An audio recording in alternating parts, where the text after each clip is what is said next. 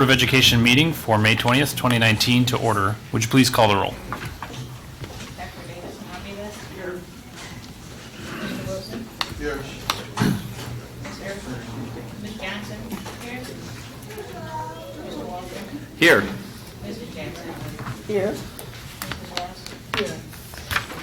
Here. Mr. Atwood. Here. Second reading.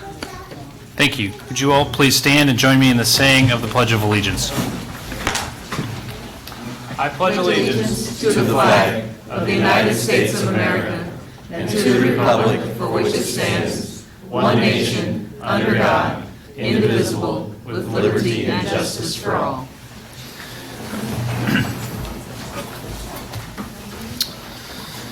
Thank you. Our first item on our agenda tonight is announcements. Do any board members have announcements? Mr. Wilson.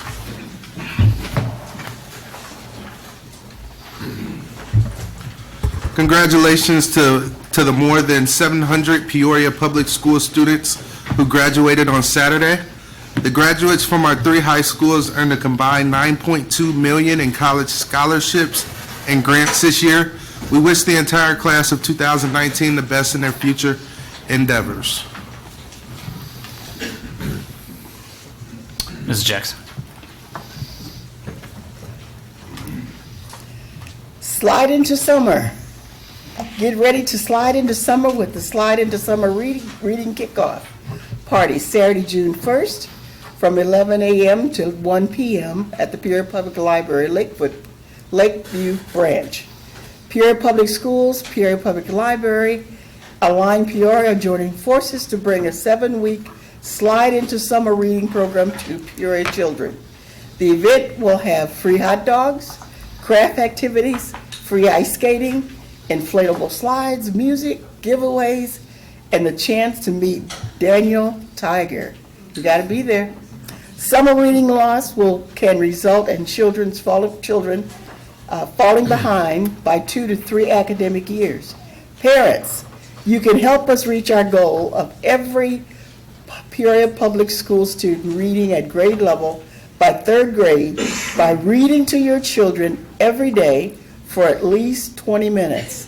Just 20 minutes each day will help your student maintain and improve reading skills and become lifelong readers and learners. Thank you. Mr. Walter.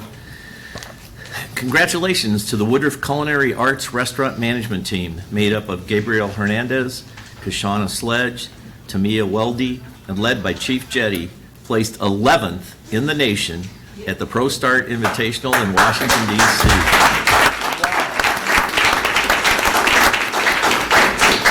That's 11th out of 50 states and 23,000 high schools. Kudos once again on a tremendous year.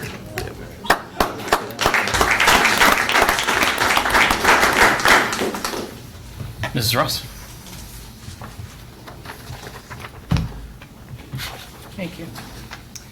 Kudos to instrumental music teacher, Ms. Stephanie Bowles at Roosevelt Magnet School for being awarded the Maggie Bertrand Foundation Grant for her students.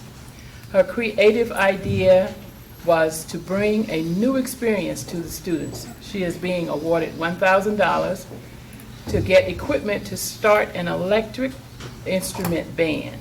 Students will have a new opportunity to learn how to play non-traditional band instruments, including the electric guitar, electric bass, keyboard, and drum set. Music focus will be based on students' interests with current popular music, and students will perform at school concerts and community events such as Brown Baggett at the Peoria County Courthouse and other community art events. Thank you. Other board members with announcements. Mrs. Johnson. Congratulations to Richwoods High School Principal Brett Elliott, one of the 6 principals named at Northern Illinois University's Margaret F. Key Fellow. The Margaret F. Key Fellowship Program promotes the long-term growth and vitality of Illinois and the upper Midwest by gathering and intellectually challenging principals who have worked to enrich the promising lives of college aspiring students and their families. Mr. Elliott was nominated for the fellowship by Dr. Karat and Tom Welsh. Dr. B? You mind if I'm the last one? Okay. You'll know why. Okay. Mr. Shaw? Registration for 2019-2020. Online registration will be available beginning July 11th. Students may register online if they are returning to the same school and live at the same address. Registration hubs will be located at Keller Primary School, Harrison Community Learning Center, Glen Oak Community Learning Center, and Peoria High School. The hubs will be open Thursday, July 25th from 9 a.m. to 6 p.m., Wednesday, August 7th, 9 a.m. to 6 p.m., and Saturday, August 10th, 9 a.m. to 3 p.m. Registration will also be available at the Dream Center Backpack Peoria, and that's on Saturday, July 27th, 9 a.m. to noon. Reminder that all students must have health exams and immunizations up to date on the first day of school, which is Wednesday, August 14th. Thank you. Thank you. Transportation Job Fair. Join us for the Transportation Job Fair from 9 a.m. to 11 a.m. Friday, May 31st in the boardroom right here of the Administration Building. The qualifications to be a transportation professional with Peoria Public Schools only includes being 21 years old and having a clean driving record. For more information, contact Lance Randall, 693-4418, or lance.randall@psd150.org. Dr. B. Mr. Shaw, what was the first day of school next year? August 14th. August 14th, Wednesday, August 14th. That's my birthday. That Pues, will be my feliz cumpleaños. Gracias, señor. Bienvenidos a todos. Welcome, everyone. Buenas tardes. Good afternoon. Presta atención. Pay attention, please. If that is the first day of school, último día de escuela, last day of school. El último día de clases para estudiantes será martes, el 28 de mayo. De escuela saldrá una hora antes. Last day of school. Can I get a woot woot? Woot, woot. I never understood that. The last day of school for students will be Tuesday, May 28th. School will dismiss 1 hour early. Woot, woot. Thank you. Next up, we'll have Community Contribution Awards.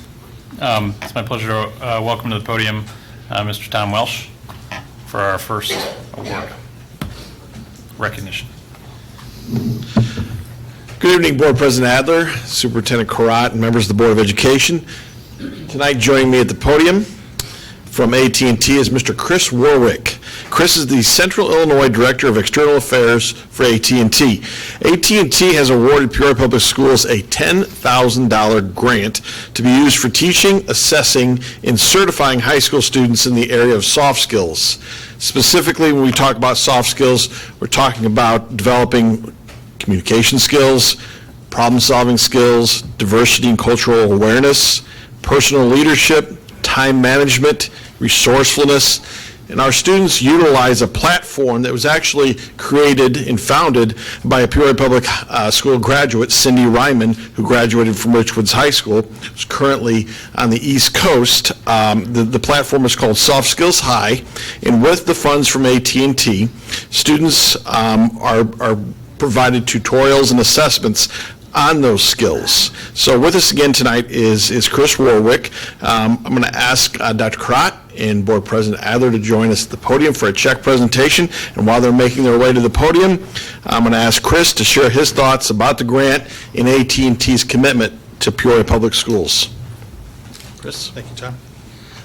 Just wanted to note a few things here. I just want to thank Dr. Karat and Cindy Morris for showcasing a lot of the positive happenings that are going along in the Peoria School District at the annual 365 breakfast. And I'm sure you'll have spots for folks to come and donate next year, right? Absolutely. Exactly. So, and I just also want to thank community leaders like Mayor Artis and Peoria Chamber President Jeff Griffin for the positive information and the great things they have to say about the district when I see them, and they kind of led me to know about the great things the district is doing. And with that, to help support the Peoria Public Schools and provide the soft skills training, it's my honor to present this Aspire grant to the Peoria Public Schools, the amount of $10,000. to help you with your soft skills program.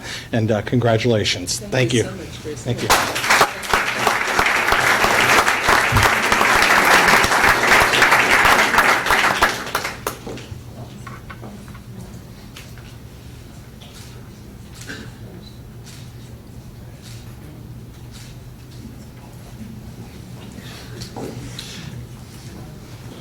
So in recognition of your support of Peoria Public School students, specifically in the area of soft skills development and certification, please accept on behalf of the Board of Education and Dr. Karat a small token of our appreciation.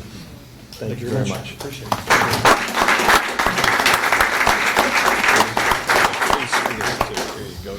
This is a great investment.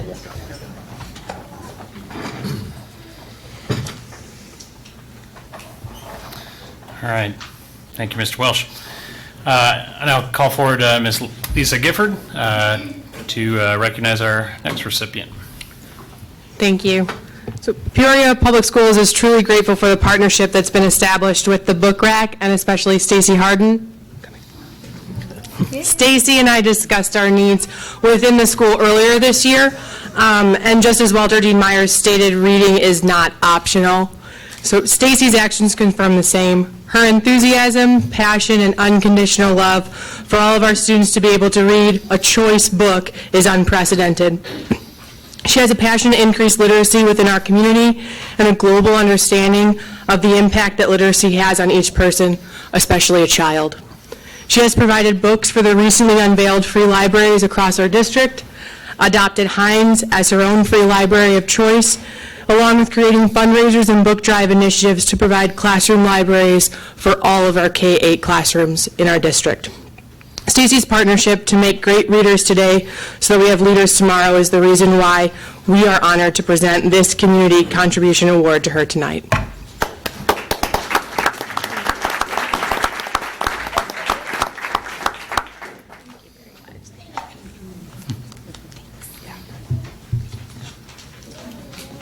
Speech.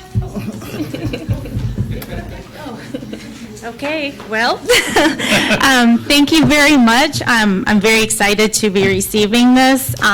It was a gift for me just to be able to do what I've done so far, and I have many, many more big plans in store for helping Peoria Public Schools spread literacy across the city. This has been my dream my entire life, and I'm just so excited to be working with all of you to make this come true. So thank you very much. Thank you.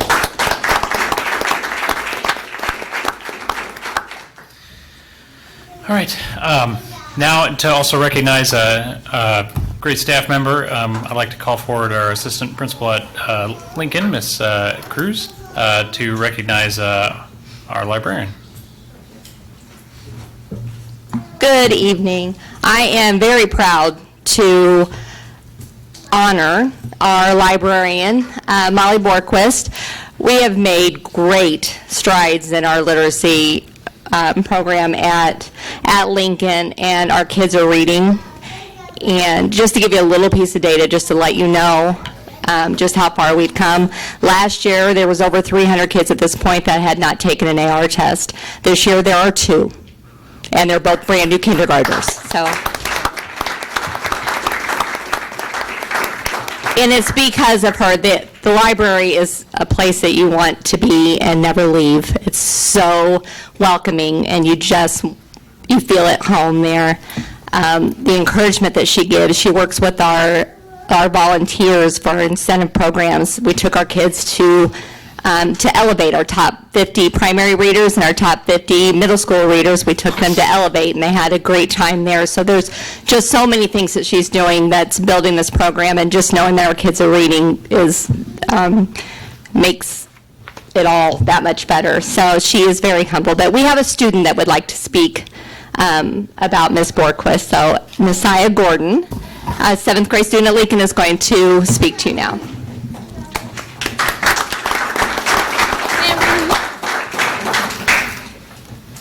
Good afternoon. Ms. Borquist is the best librarian Lincoln K has ever had. She welcomes both primary and middle school students into her amazing library. There are many things we love about her. I would like to just share a few. She is very kind and cares about all of us. She decorates the library for every season and holiday. She picks a book of the week for primary students. She is constantly getting us new books and raising money or spending her own money to get the books we like. She sets up and runs all of our AR competitions, which has led Lincoln to read more than ever before. She puts a lot of effort and time into making sure we are satisfied that we enjoy coming to the library. We love her and are grateful to have her as our librarian. She is truly the best out there. Thank you for all you do.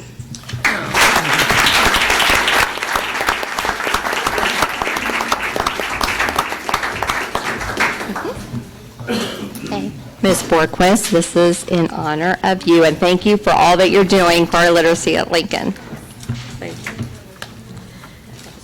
Thank you for those kind words, but I will tell you that it really needs to be a Lincoln K-8 award, because I work with a phenomenal group of people, of teachers, staff, administration, and students, and without their support and effort, none of that could have happened. So I hope that we can keep going in the right direction, and if you will join me in applauding Lincoln K-8 for this.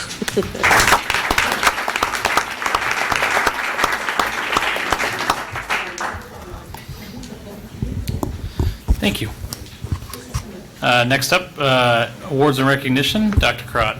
Thank you, President Adler. And before we move into our monthly recognition, attendance recognition, kudos to the principal of Lincoln. I notice he's in the audience.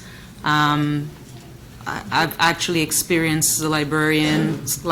I've been there several times, and the staff, they're correct. It's warm. It's a welcoming place. She's always excited, and I think she's actually offered to give me a couple of books too. So, and that doesn't happen just automatically or accidentally. There's a strong leader at Lincoln, and I also wanted to recognize Principal Bloomer for his leadership at Lincoln K-8 school.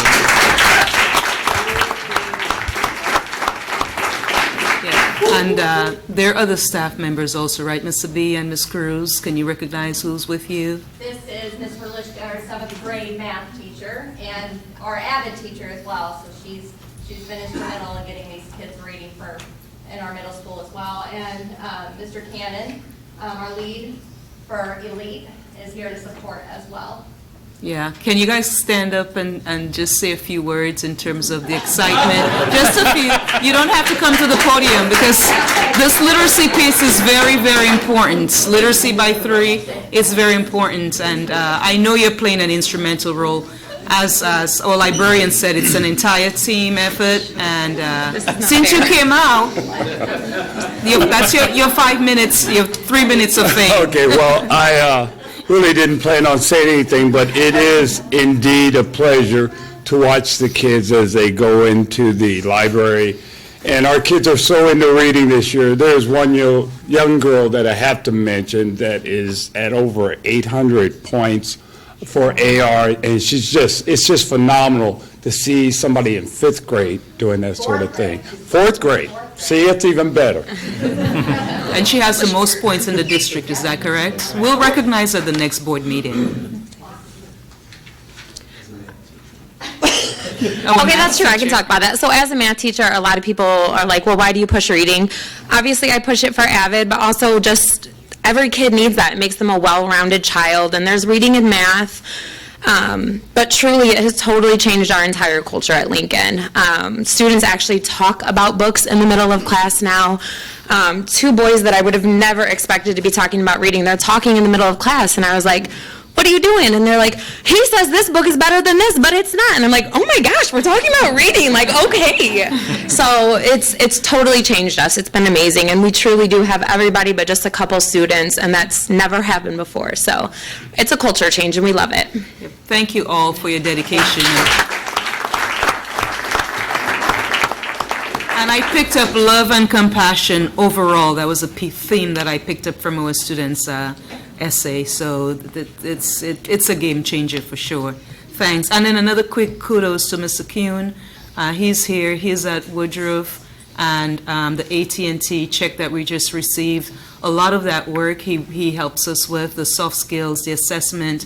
He'll give us ideas of how we're progressing. So he works very closely with Mr. Welch. I just wanted to say thank you to the principal of Woodruff Career Technical Education Center. He's doing a lot of work with that soft skills assessment, which is really important. So now for the attendance. Every month, we do recognize 3 schools with outstanding attendance for the previous month. So we're in March, so we'll recognize, by March, we have, May. By this time, we have an opportunity to take a look at the previous months, right, which is April. So this is the attendance for April overall. I do want to recognize we have 4 schools that are in my 95% club, and which means that they have attained a 95% attendance rate for the month of April. 95% of their students have been in the school for the month of April. And those schools are Lindbergh Middle School, Northmore Primary, Washington Middle, and Keller Primary. So let's give those 4 schools a round of applause. Since our district's goal is to attain 95% every month, that's our aspiration, and these 3 schools are really doing a nice job getting there. And so the 3rd place is Jameson. They got a small uptick, and Principal Ross is with us. Principal Ross, can you please come to the podium? You moved last year at this time. You had 91.2%, and you've gotten a 0.5% gain, so you're at 91.7%. And 1% is significant for us. It's because it's really, really hard work to push it and get it over the notch. Right. So Jameson held steady with a slight gain to stay at an average of 95%. So just tell us a little bit about what you're doing. Again, congratulations. Thank you. To you and your staff for Thank keeping this attendance, which is so important, because if the kids are not there, we cannot really impact them and work with them. So share some little tips so that others can learn and reflect on and maybe replicate. Well, of course, the call that comes from the automated call that comes in. We also our teachers also send out personal calls after the second or third absence, and they document those calls, and they document those every month. And we're incorporating with PBIS attendance celebrations, and just making things visual by putting attendance calendars outside the doors, and so the students can discuss, okay, these many days this month, my class had perfect attendance, just pumping up attendance in those type of ways. So beautiful. Yeah. Thank you. And so we are a family at Jameson, so all of us are involved in, greeting our students every day at the door, off the buses, and just making sure they know that we're happy to see them at school every day. Thank you. Thank you, Principal Ross. Sure. And our second place is Manual. Do we have a representative for Manual? Oh, awesome. Mr. Brown, Vice Principal, or Assistant Principal. And Manual, actually, you saw a 2.5 increase this time compared to last year. So Manual had 76.5 in April of 2018, and you have brought that up to a 79%. So let us share with us some of the activities around this topic. We just stick with the program, trying to meet with students in small groups, interventions with students that are, have attendance issues, and making sure communication lines with parents are upheld by both teachers, interventionists, and administrators. Thank you so much. And your school and staff and students and families have done a really nice job throughout the year. You've gotten, I think, 3 or 4 first place top places, so you've been dethroned a little bit, but you're still on the board. So congratulations, and let's finish strong, okay? Thank you. Yeah, awesome. Thank you. And then our number 1 school, Calvin Coolidge, they were 89% last year, and in April of this year, 93.2% this year. So I see that Principal Swanston is here and Assistant Principal Suggs. So I would welcome them to the podium. This 4.3 increase, this is really a significant increase. So again, kudos to Principal Swanston, and please share with us how were you able to do that? Good evening. Teamwork. I mean, I can't say enough about our families and their impact on what goes on in our school family. Ms. Wake and Ms. Dominguez are here with Ms. Suggs and myself. All our teachers take a small group of people. Come on up. Really? They're like, you're good. But that's what it's been all about. We've had class competitions. We announce perfect attendance. We've bought Ms. Suggs and the attendance plan have bought stickers for the back windows of parents' cars. And it's just kind of been an all buy-in. And you talked about being a family and love and compassion. And that's kind of where we've pushed this. It's been a big, important part of ours. And everybody jumped in. So it's a major team effort. And I'm very pleased with what we do. Yeah, awesome, and congratulations. And it's work. It's Oh, you got the working. sticker. Is that the sticker? This is the sticker. Beautiful. What would you like to say about the sticker, Mrs. Suggs? Thank you, Mrs. Swanson. It has been a whole school effort. So we really thank all of our staff because they worked extra hard to make things happen. We did give out perfect attendance stickers and awards, even at our awards program today, and it pretty much said my child had perfect attendance at Calvin Coolidge Middle School. So this was issued today at our awards ceremony along with a certificate and a pen. So this was, I have to give credit to Tom and for the grant that we received, because we did receive a grant from Tom and Cheryl for our attendance. We've been working with them as well. The foundation. And from the foundation, Awesome. and this, because of our grant that we received, we were able to buy these decals to give to parents. So it's just been a whole school effort. Yes, and kudos to both of you for writing the grants, because the grant does not happen automatically.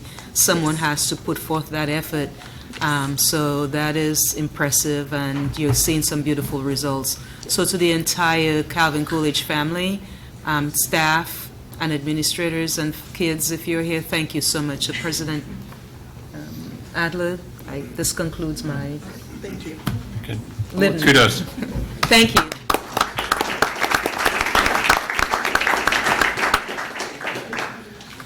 All right.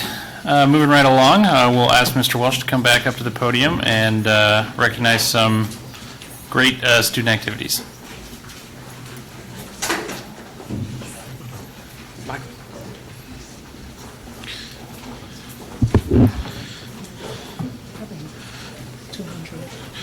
Last week, 14 little free libraries opened at our schools serving K-4 students. You can see the libraries that we constructed at Woodruff. Those were constructed by students in Mr. Rob Wilson, first-year construction teacher at Woodruff, his students. Tonight we have 3 of those students who built these little libraries, again 14 of them, with their classmates. And I'm going to ask Mr. Wilson to please come to the podium and talk about the project and introduce his students. Okay. We have Jacqueline Vargas,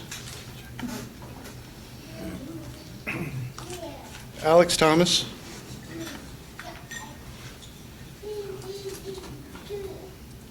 and Christian Vargas. You want to talk about the project?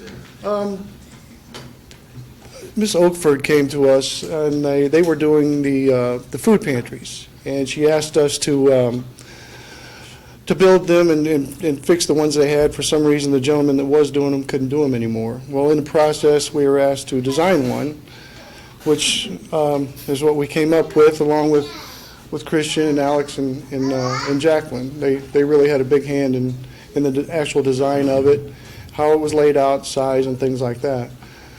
So obviously, we started with around 14 boxes initially, and it's grown to where we're building almost 20. We're building 29 boxes. So we're kind of halfway through that. Luckily, we were able to get all the libraries out in time and on time, so it's been a good project for the kids, really has. And so there's, Mr. Welch, is there a little library at every, can you tell us a little bit about that, please? Yes, we just had the grand openings last week, and there's 14. There's also actually a 15th one at one of our local churches, and we had a celebration, a ribbon cutting, and I know that many of our board members and administrators and teachers and staff and students definitely took part in those grand openings. It was a wonderful celebration, and it made it to every form of I think, social media that there is, I saw throughout the weekend. So it was a great way to kick off our reading initiative that's going to continue. So thank you very much.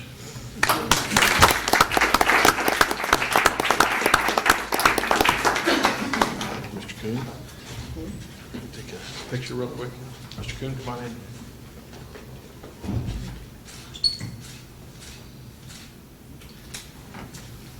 Yeah, the idea is to make the books as accessible to our students and families as possible, and it's working. I've already heard stories about that. Kids being caught getting books out and reading. Right, Dr. Wood? Yeah. Okay, I have another presentation on as well. Students enrolled at Manual Academy's middle school competed in Skills USA this past April in Springfield. Our students earned first place in community service, photography, and CPR/first aid. With us tonight to discuss the program, introduce the students, is retired Peoria Public School staff member Sandra Burke. Sandra, who now works at the Carver Community Center, wrote and received a grant from the United Way for this program and serves as the Skills USA Facilitator Advisor at Manual. Welcome, Sandra. Please share your efforts in your winnings in Springfield. Thank you. Thank you. Unfortunately, my students didn't make it tonight. You know, I don't know what happened. I'm a little worried about them because they've been showing up at everything lately. They were at City Council last week. We had a big to-do at Manual just this past Wednesday. If you haven't seen the article in the journal, the Traveler, I encourage you to look at that because they did a wonderful job. And they've been on the radio. So, as you can tell, we're very proud of these young ladies, and I'm sorry that they're not here for this honor tonight. I just want to tell you a little bit about Skills USA and this journey that we've been on for now 5 years, believe it or not. We've been at Manual for 2 years, and the program is designed for students in 7th and 8th grade. The skills program is in all 50 states now, and it is a partnership between the students, the instructors, and advisors like myself and Mr. Minor over here, who's also one of our advisors, and industry, businesses. It ensures that we have a workforce it ensures that America has a workforce that it needs to stay strong and competitive. Last year, we took all the students that are in Skills USA at Manual to see the competitions. They had never been to Springfield, most of them. They saw people doing all kinds of jobs and projects, from construction to cosmetology. Our own students from Woodruff were there. Culinary arts, engineering, you name it. There were about 200 different careers that they could see at this one competition. And some of those students came to me later and they said, Mrs. Burke, this is nice and we like it, but we don't see a lot of kids that look like us here. We want to know, how do we get to do this? So I had some students this year that said to me, we're going to compete. We're going to go down to Springfield and be one of those students that we didn't see. So I had some students that were willing to stay after school because it is a commitment. The commitment in time and effort, perseverance. And so they decided they would put in the extra hours after our regular skills program to come stay at school and work on their different projects. We had volunteers that came with and helped us in the 3 areas. The 3 areas being community service, which they did with the Head Start classroom that's housed at Manual. The 3 and 4-year-old there, they read to them. Not only did they read to them, but they also gave them books that were donated by Look Is My Book. And their classroom, the Head Start site director came to their classroom and talked to them about early childhood education and the importance of literacy and why it was important to be strong role models for these little kids in their building. The other project was CPR and first aid, and we had 3 students that actually got certified in CPR and first aid through AMT. Miss Yolanda Johnson came to the school, and they went to AMT and worked on their CPR certifications, and were able to achieve the certifications even before going to the competitions. So when they got to the competitions, they were well prepared. The third area was photography. And what they had to do was to not only learn how to handle a camera, but what to look for to take the very best pictures. They had 4 different kinds of pictures that they had to take. And they had mentors or people that came to help them. Mr. Larry Hendricks, who was once a teacher at Manual, and Elijah Sampson, who's a photographer in town. So these young people worked with these mentors and put in the time and so forth, and to their disbelief and surprise, they won 8 medals at the state competition in the middle school categories. In all 3 categories, they got gold, and then they won first, second, and third place in each one of the categories. I can't begin to tell you how the impact that has had not only on the other students that didn't put the time in or couldn't put the time in, because some of them wanted to but just couldn't with other obligations after school and so forth. But I can tell you that next year, in fact, Skills USA, the children run their own chapters. They have officers, and one of the officers, Zulima Ruiz, was one of the competitors. And then we took the vice president and the secretary of the chapter also with us, 2 young men for the experience and to support the young ladies that were competing. But I can't begin to tell you how, after this whole experience, they unanimously, at their chapter meeting, voted to have Skills back at Manual next year. They all want to be a part of Skills. They all want to compete next year and go to Springfield. I don't know if you all know, but in 2021, the skills competition is going to be in Peoria. Well, it's our intent to be ready and to have an even greater number of middle school students that are going to be able to compete and win. Again, I'm sorry that they're not here tonight, but I can't begin to tell you how proud we are of these young people and how much we want to continue this program in District 150 in the future. Thank you so much for your time.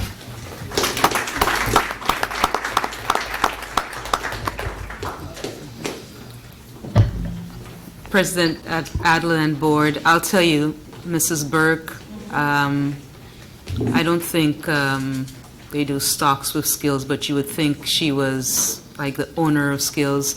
She was actually the one 11 years ago, Mrs. Burke, 2008 at Manual.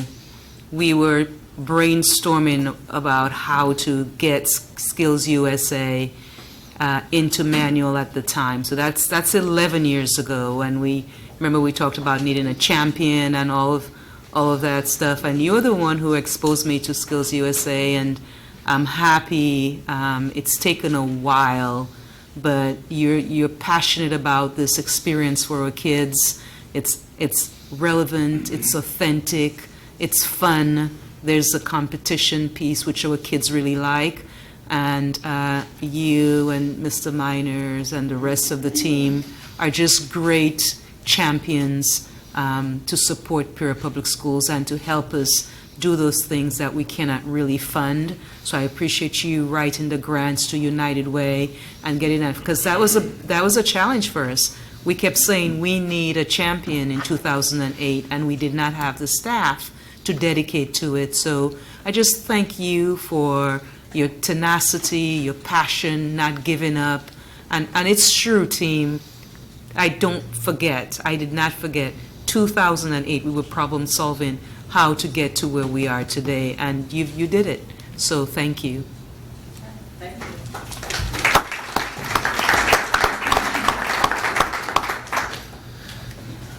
All right. Moving along, I'd like to bring forward Ms. Gobine. All right, she's here. To recognize some Math Bowl winners.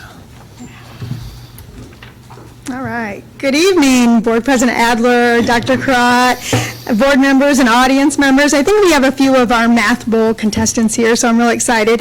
Math Bowl is a joint project between the Illinois Math Academy and Peoria Public Schools and other people. So it's my honor first to recognize Prasad Parapali. I think you know him from other awards. Come on up. He's going to help me pass out the awards to our people. He does robotics for our district. He does the Math Bowl. And so he's just a great supporter of STEM in our district. Math Bowl was originally scheduled one of those snowy Saturdays in January, if you recall, and so we got snowed out, and then we had to move it, and we moved it to May 4th, and we had a new venue, which was great. Bradley University let us use Westlake Hall, and it was a phenomenal venue. I think you'll agree.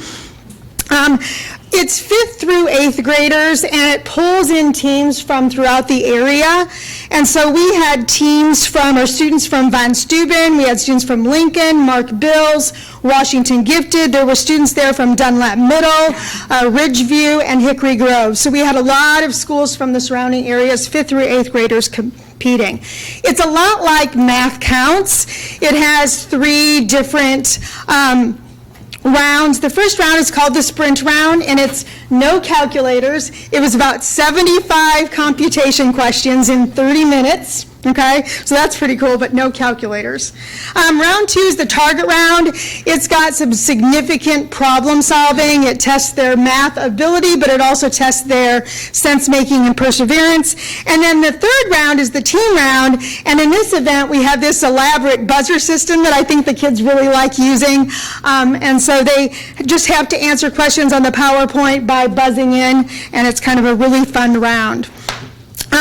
So Washington Gifted had 2 teams. One team represented 5th grade, one team represented 8th grade, and those 2 teams dominated their grade level. They won all the awards in their grade level, which is really cool.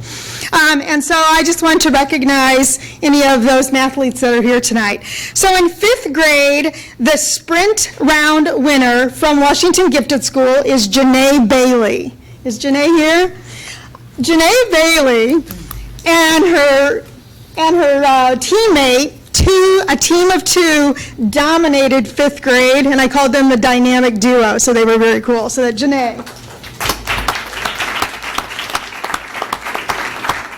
And for 5th grade, also from Washington Gifted, AJ Asada. Is AJ here?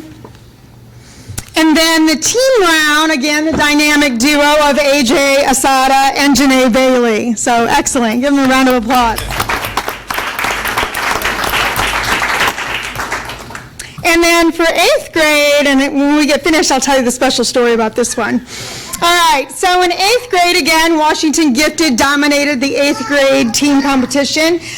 The sprint round winner was from Washington Gifted, William Henley.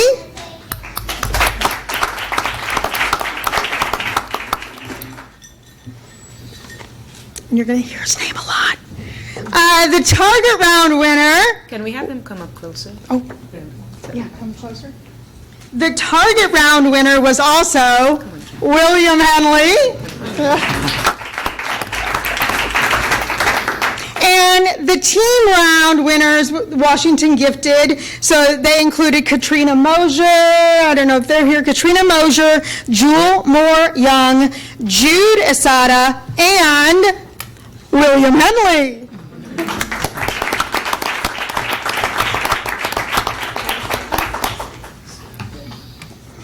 All right, so William Henley competed on the 8th grade team, but William Henley is actually a 6th grader.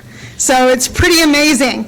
And during the sprint round, they had 75 computation questions, and William, he got 75 out of 75 in 30 minutes. No jumping. So that was amazing. So, very good. All right, so did you guys have fun during the event? Yes, what was your favorite round? The target round? The target? The target round, very good, okay. And the Washington teams were coached by Jeff Venegas. He's a math teacher at Washington. So let's give him a round of applause.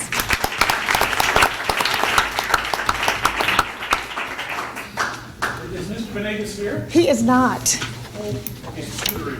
Yeah, he does SAT tutoring, and he was going to try to get out of it, but apparently he could not. Does Prasad want to say anything, Ms. Gobine? I bet he does. I would love to see our math classes designed, because I did attend. I saw the kids in action, and it was so exciting, and I saw lots of collaboration, and I would love to see if our classes can replicate that sort of style. Yeah, it's a That was great... for Ms. Gobine. I know. No, the buzzer round style, right? Yeah. Right. That's a great one because the kids have a lot of fun with the buzzer round. They get to compete just like a sports competition, and they can hear the buzzers going all around. And I think that's what we're talking about. And also, there's a problem thrown on the screen, and then they work as a team. I like that one also. It helps as a teamwork also. So this is a great partnership with District 150, and I get a lot of help from Dr. Karat and all the teachers. So I haven't had any issues. I think I call them up and say we need a lot of kids, and then there's a lot of help. It's a great partnership. I love it. So we just want to grow it more. With Mrs. Gobine as your partner in crime. That's right. She is. Thank you all. Thank you.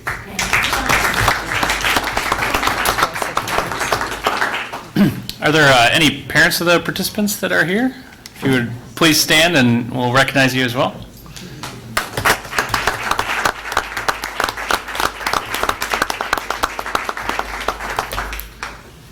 Thank you. All right, next on our agenda, we're at district presentations. If anybody wants to leave, no one on this side of the table will feel badly, so feel free to move around. But first up is the solar project update.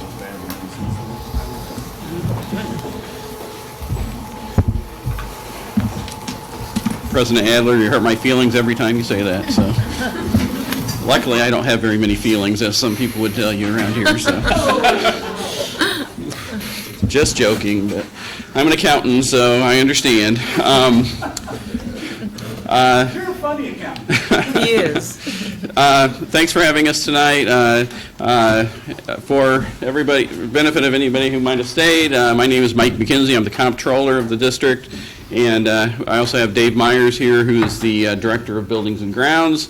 So he's far more knowledgeable about a lot of this stuff. So we were asked to give an update on the solar projects that the one we've done already, and any where we stand on going forward with any in the future.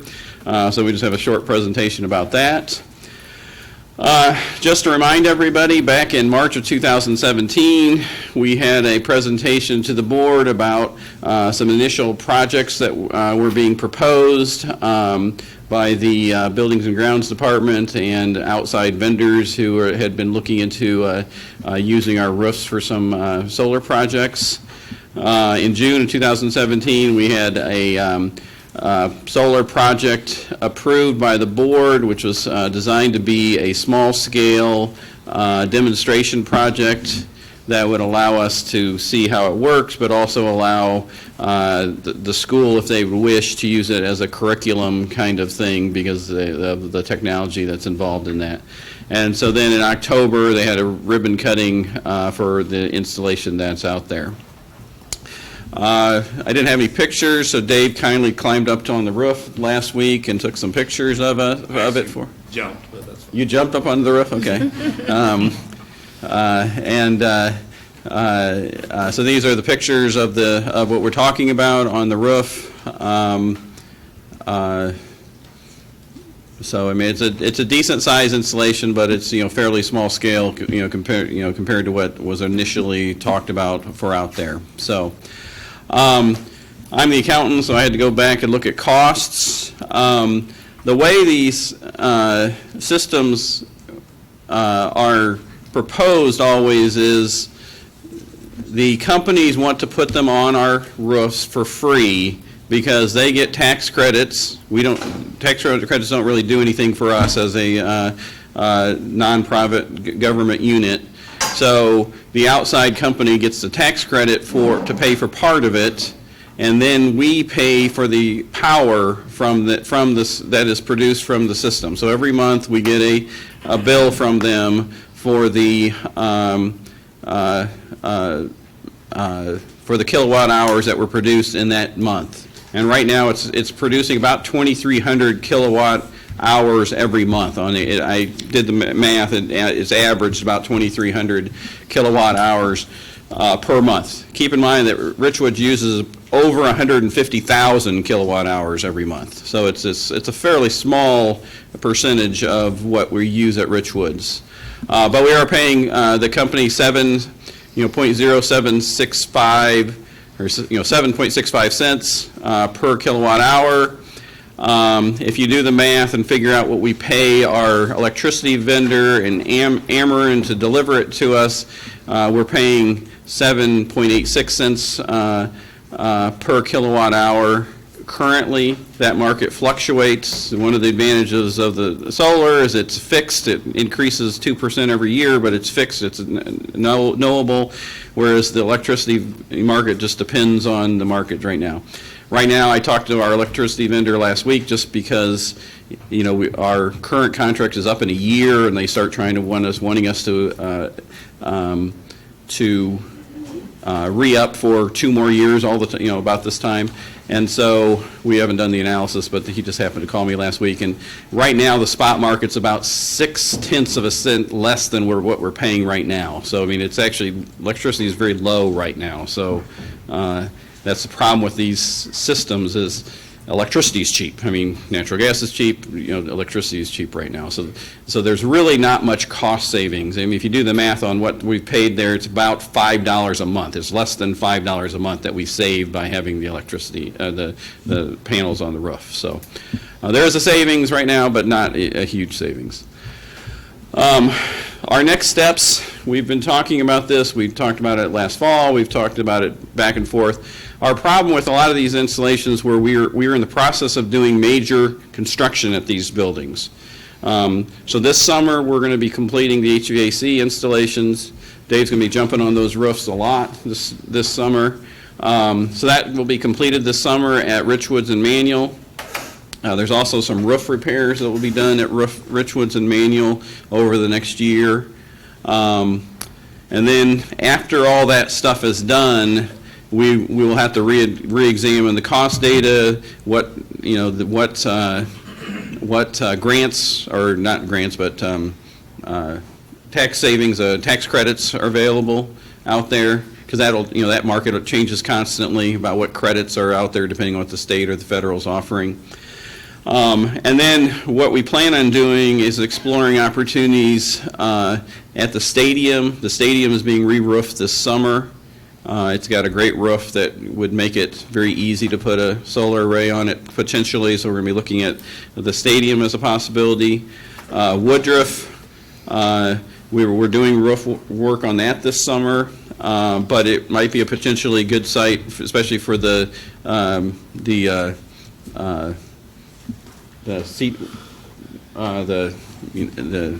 construction kind of programs that we do at Woodruff. So career and technical stuff. I couldn't think of the word, career technical type of stuff. So that might be a perfect thing to do at Woodruff for those kind of classes. And then we'll be looking at Manual and Richwoods again. So those are kind of the 4 sites we've been talking about doing it. But we need to really get the construction side of things done first. Make sure that we know where all the air conditioning units are going to be, make sure the roofs are in good repair before we start putting, solar arrays on those roofs. And just to piggyback off what he said, also, we also want to look at any agreements that will potentially have the investor paying for the roofs themselves before you put solar on that. So Woodruff is kind of a good example because there was a lot of roof work complete, but there still are sections of the building that that are going to be out of warranty, if not, that weren't part of the bid package, the roof package that was completed. So any agreements we want to go in, we want to identify those and potentially have those discussions as well, and make that a part of that. And that discussion can be for Manual Richards as well. Yeah, if we can leverage the solar companies to also do some roof work, as part of the process, that will definitely be a plus for all of us. So that's really where we stand right now. We've done this the sample project, and we've identified the places that we're going to look at next. But until some of this construction is done, we've been kind of holding off committing to anything. And so once we get that construction done, we'll probably go through some RFP process to, pick vendors, maybe the same one that we used at Richwoods, maybe a different one, but we got to go through a process, obviously, since once all this is completed. But Mick, who couldn't be here tonight, will probably spearhead that process, but he was at a conference this week, so. Do you have any questions? Mrs. Ross. Going back to the slide that we were talking about cost, the cost of Ameren and the cost of what we're paying for them. How soon will you be able to measure whether we're saving any money by having these panels on or not? Because I do utilities. We are saving money. We're saving 0.2 of a cent per kilowatt hour. Utility bill? Yeah, so what happens is that power goes into our building, and because that power is going into our building, we need less from the grid, and so we use Constellation Energy as our energy provider right now for electricity, and then we pay Ameren to deliver it to us. And so when you do the math between those two sources, by producing it on the roof, we don't have to pay Ameren and Constellation the 7.86 cents a kilowatt hour. So we are saving money, but it's such a small project, it's probably about $5 a month based on what we've been getting. So, Mr. Walter. Yeah, I wanted to thank Mr. Myers and his assistant. When I was on the building committee, this was one of the items that I really, it's all right. That McKenzie, not that assistant. I was really embraced with the solar idea and went to them, and they took it and ran with it. And so I think what they've done has been the logical procession to make sure we've got to have the roofs in good shape before we can do the solar thing on this. There's also tied into this basically more state than federal grants that are out there, or funding that's going out there. But one of the things I was really intrigued at is if we can do this, especially at the manual roof thing, there's a poverty piece of this where that people that in the neighborhood can buy in. If we get to the point where we're saving money with that also the neighborhoods can buy off of this. We're in a position where we could actually help not only our schools, but the neighborhoods too. And that's part of the legislative law that's part of this. But what I was interested in is I would like, if there was some point in time that we could be solar throughout the whole district, I think it would save us money.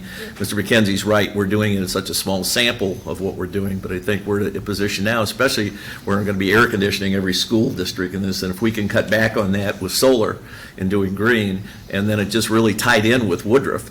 And we've got this alliance with ICC on the solar pipeline, and if we could have within that training school that we could end up having solar and building and they've gone out to some other place, Farmington, little school Farmington's already got a curriculum in it where they have solar, and I think they have wind, they have some things, but those are things that we can do too. And like my superintendent always says, think big.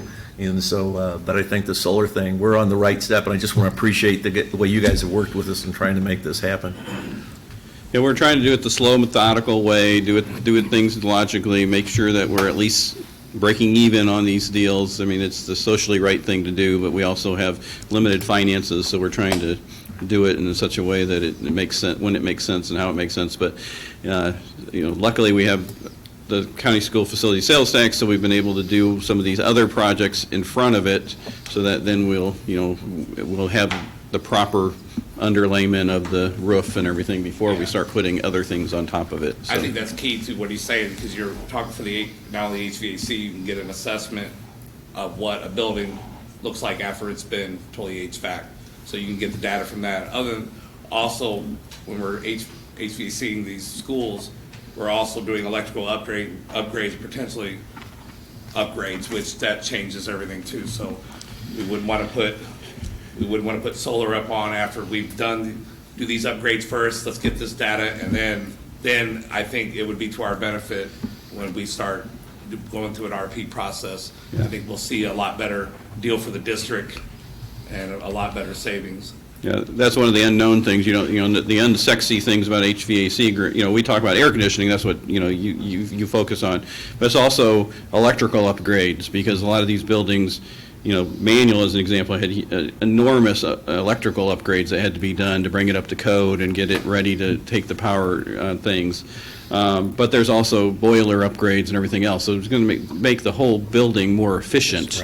We saw that with Peoria High. Peoria High actually takes less electricity right now to run, and it's air conditioned, than Richwoods does, because it's a lot more modern system and everything. So hopefully we'll see, with all these underlying things no one will ever see and no one will ever care but us, all those things that are behind the walls that nobody ever sees. But everybody cares about the air conditioning, but it's a lot more that goes into these things than just that. So all the engineering and stuff that goes into it. So, Mr. Shaw. Is there a point in the future that we would own this equipment and not have to pay the company for power? There's a buyout provision in these things when you put them together based on the cost at some future period of time. The agreement is a 20-year power purchase agreement. It's called, it's right there, power purchase agreement is what you enter into, and it's a 20-year agreement. And then after a certain period, you have some buyout clauses based on a fair market value of the system at the time and stuff. So, yeah. Okay. So you can either just use it for 20 years and then it's theirs and you can stop using it, or you could buy it from them at some point if it makes sense. So that's all part of the agreement you signed. So. And I think these things, panels and technology, obviously things will get more efficient. They actually have a certain rate of where the panels get efficient over a 20-year span. So I think we're making the wise choice of taking the path we're taking before we get into any potential agreements or in a position to actually buy a system outright. Yeah, there's a possibility in 20 years these things may be so much of a dinosaur we don't want them, and we might want them to take them off, and then again we might, they might still be, state of the art. Probably they'll be dinosaurs, and we'll want to do something different in 20 years. So, luckily that won't be my problem. So, Thank you. or hopefully. So, any other questions? All right. Thank you. Thank you.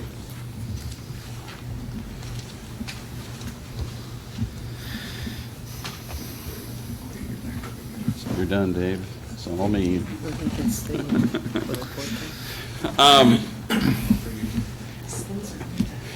It's going to get more exciting now that Carla's here. Next, we're going to talk about the budget forecast for next year. We're still really early in the process. Things are so complicated with the employees, and there's still a lot of things in flux about what's going on next year. But we wanted to talk about, or we were asked to talk about where we stand right now on the budget forecast for next year. So we're going to talk about our operating revenues for this year and operating expenditures, and then talk about revenues and expenditures at a very high level for next year, because we're pretty early in the process. Usually we're doing this kind of presentation in July, which doesn't seem like it's very far away, but we've got a lot of work to do between now and July. There's just a lot of meetings that happen before that, and just lately, we were evaluating all the curriculum and assessment licenses that, to decide whether, for renewals or if there's changes or slight changes needed. We're still reviewing, like non-certified personnel. And then one of the changes here, when we get further into the slides, would be that we had a huge influx of streams, the tablets, and now we're kind of over some of that hump. We're still going to have more to do, so things kind of change. But to do all these projections, it's just high level at this point. I put this in as a reminder of how we get our revenue. This is our current year operating budget from that we presented last week, where we get our revenues. The blue is property taxes. 28% of our revenue comes from property taxes. The purple is general state aid. 38% of our revenue comes from general state aid. This is just the operating side of the budget, so this is education fund, O&M, transportation, and Social Security IMRF fund. And it doesn't exclude it excludes, it does not include the on-behalf payments, just for clarity. I just want to, and then the other part, big light blue is federal sources, 18%, which, the federal sources are great, but they have strings. They have to be used on very specific things. The red is personal property replacement, or corporate personal property replacement taxes. That's 7% of our revenue. So the things we're going to talk about are property taxes, general state aid, and replacement taxes, because the other parts are either really small or they have federal and state grants have very big restrictions. So whatever we get in revenue, we're going to end up spending into expenses, because that's how it works. You don't get the revenue until you have the expenses on those sources. So, and this is our operating expenses, excluding the on-behalf payments. So salaries are 61%, and benefits are 17%. 78% of our budget is salary and benefits. So where we stand on employees, that's where we're kind of working, curriculum's still working on exactly how they're going to do everything next year as far as teachers and everything else. And so we have to get some closure on that before we can really set next year's budget on the salary and benefit side. So that's where we kind of stand. But we'll talk a little bit about where we are for next year. So, but this is this year, and I just wanted to put that. So. First thing is the first revenue side I want to talk about is local tax revenues. As we reported last board meeting, our EAV decreased this year. So in the operating funds, we're budgeting $831,000 less in 18-19 than we received in 17-18. I talked to the county assessor last week, the week before last, and he's estimating that we'll probably see another similar decrease next year. So right now we're assuming we're going to have that same kind of 1.78%, $816,000 decrease from next year that we had this year. The assessor is usually pretty accurate on these kind of things, and so he's that's where he's suggesting we assume we're going to be, is that same 1.78% decrease. I put this graph in there because I get surprised by it. What this is telling us, that is, in the red circles are where we were in 2007 and where we are in 2018 on our equalized assessed value for Peoria Public Schools. In 2007, our equalized assessed value was $1,350,000,000. In 2018, we're at $1,344,000,000. So we're actually less 12 years later than we were in 2007. And so this has really been our struggle. You have a couple of years that were up. One of the TIFs went off one year, and we've had a couple of years where we went up, but we've been very flat for 12 years in EAV. And so this is where we struggle with the local resources.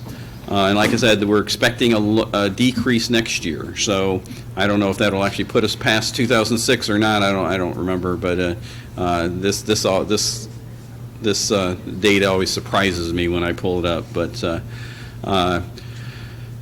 the next big part of personal property is big part of revenue is personal property replacement tax.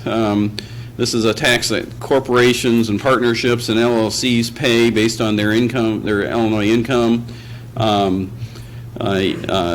It's the only direct tax that a partnership or LLC pays, and so this is the good news part of this presentation. When we gave you our presentation 2 weeks ago, I was estimating that personal property replacement tax, based on what we'd received so far this year, was probably about what we had budgeted, about $10,500,000. Well, you notice there now that in 2018-19, I have $11,410,000 because we received $900,000 more in May than we received in last May. We've received almost $3.2 million in May, whereas last year we received like $2.3 million. So that will help the current year budget. And right now we're just going to assume that it's without any more data from the state that we're expecting more or about the same next year. So in your packet on Friday that Mick sent out, you got an updated budget amount, and it's this increase of $900,000 of revenue in the education fund for personal property replacement tax. So, or in the education fund and O&M fund. So that is the good news, at least for this year. So the budget we're going to ask you to approve next week, or not next week, but the next school board meeting has this new revenue that was not in the original presentation we did at the last school board meeting. And then last big part of funding we get is general state aid, which now they call evidence-based funding. Evidence-based funding has been very much a positive for this district. It is all based on your enrollment and your types of enrollment. So there's gifted funding, and there's special ed funding, and there's this and that. There's a huge formula that goes into evidence-based funding, and then they compare you to every other district in the state. So there's no way for me to tell you today where we're going to fall next year. We're guessing, basically. But the reality is, in the first year of evidence-based funding, we were considered a Tier 1 school. We had 63% of adequacy. What that means is at 100% adequacy, you would have 100% of resources to provide all the things that evidence-based funding tells you should be able to provide. We have 63% of that funding based on our local and state funding. And so in the first year, we were right on the edge. They have 4 tiers, and so the neediest school districts are in Tier 1, in Tier 2, and then they allocate new funds based on the tier you were on. So the first year we were Tier 1, we got almost $2.5 million more funding than the previous year. This current year, we were considered Tier 2. We were, again, right on the edge of the cutoff was 66%, and we were 66% of adequacy. And so we were considered a Tier 2 school. And so we got $1.3 million more than we got the previous year. So that's all based on enrollments and all these kind of numbers. So I'm assuming at this point that we'll still be a Tier 2 school next year. And so we will, and everything we're hearing from the state is they're going to increase, or what I'm hearing from, our sources, IASBO and different lobbying groups and stuff, is they're telling me to expect the same kind of increase we saw last year as far as a Tier 2 school. And so right now we're assuming we'll get that $1.3 million more next year. Hopefully by July, when we're doing the real budget, we will have more information, and a budget will be passed and all those kind of things, and we'll know where we are. But at this point, we're just assuming we're going to be a Tier 2 school. I put this in there just to show you why we're still be a Tier 2 school. Their enrollment, it's based on enrollment. The biggest part of this is enrollment, and so since our enrollment is about the same or slightly less, over the last couple of years, there's no reason to think if our enrollment bumped up, maybe we'd go back to a Tier 1 school, but if our enrollment stays about the same, we'll probably still stay a Tier 2 school. And these are the demographic studies we did a couple years ago that showed these numbers as projections. So this is the summary of those three. Local taxes is first column, personal property replacement tax is second column, the change in evidence-based funding is third column. So our estimated change in operating revenue right now is about $500,000 increase. You know, that's positive, but it's not enough to necessarily sustain some of the other things that we know are going to happen. So that's the revenue side. I know I'm talking a lot, but I'm on a roll. So let's keep on going. So next so that's one way to look at revenue. This is the same thing, but showing it in the summary of revenues like we show on the first page of our budget, just to make, so property taxes are probably going to be down, general state aid is probably going to be up, personal property taxes are going to probably be about the same. So with all that, our revenue should be about $205 million, assuming all those things come true. So next we need to talk about expenditures. So this is a slide that we've been using showing the agreed upon or expected increases based on labor union negotiations, non-union people. So in 2019-20, a lot of those numbers are not filled in because we don't have agreements that go past the current or the next school year. A couple of our unions' contracts end at the end of the next school year. So next year we're expecting about $3.5 million more increases in salary based on agreed upon things plus non-union increases and stuff. So that's $3.5 million. So if we look at that, our summary of the expenditure side of the budget, that first box shows the changes, and then the last box show our assumptions. So our salaries, we're expecting $3.5 million increase, prior worksheet. That's assuming the same people work here next year as this year, and so we know that's not going to be true. So we'll be refining that over the next 2 months. Benefits, we're just assuming a 2% increase at this point. That'll get refined over as we talk about other things with insurance and things. Purchase services, a lot of that's utilities, different things like that is in that number. Supplies is something we can definitely control a little bit more. So we should be pulling back in that area. So we know we're going to pull back some in supplies for a variety of things. So we put we have a working 2% decrease in there. And then capital outlay, we know we have, I know of $100,000 that we spent this year that we aren't going to spend already next year. So we're planning on decreasing capital outlays by 10%, which is $300,000. So that's going to take a little work, but that's our plan right now. So that would take our expenses up $3.8 million at the bottom middle box for next year, which would take our total expenses up to $210 million. So that is not where we want to go, but that's where where we're sitting right now without going into a lot more detail. So here's a summary of the total revenues: $205 million in the first line on the right.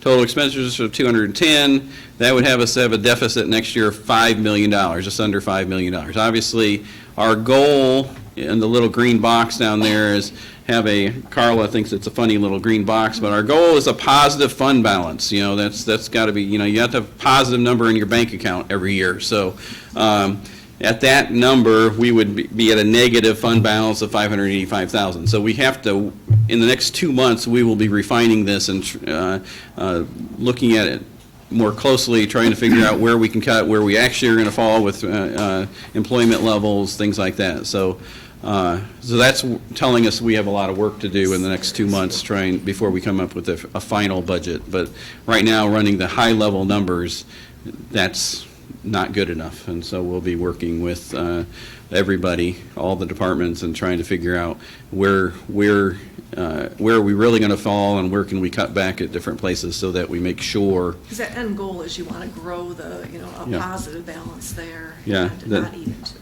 Yeah, you don't want to, you don't want to have a zero, even a zero fund balance. The next slide here, talks about finance goals. We have the goal here is to have a positive operating balance. We want a balanced budget where revenues at least equal expenses. The target operating balances is we would have a balance, if, I'm a chief, I have this chief school business official designation, so I get asked sometimes by my colleagues in IASBO and the different groups that, I participate in, what would you consider a strong balance sheet for a school? And, this is the line, operating balance says that, so fund balance is at the end of the school year of 25% of spending. So our spending in the operating funds, if you go back here, is, I say 210 million, but that's with on behalf payments. You can back that out and say it's 167 million next year. So I would, to be a strong, financially sound school district, we'd have 25% of that in the bank, so that's like $40 million. And so when we start saying that we have, potentially could have a negative number, but that's where we've been for 10 years, the entire 10 years we've been, we're stronger today than we were 5 years ago, and our goal is to continue to be strong. But the real target balances as a school would be 25% of spending. We'd have this fund balance at the end of the school year. And that would be a savings account that you could turn to in hard times. Right. And so, because part of fund balance is, property taxes that you get in June. So if you have a zero balance, it means that you just got so you're really paying back your loans by getting your property taxes in June, and that's not where you want to be if you can avoid it. So as finance goal, that's what we always say our operating goal is, to have 25% of spending in fund balance. So we've got a long way to go, and we've made vast improvements over the last 5 years. 5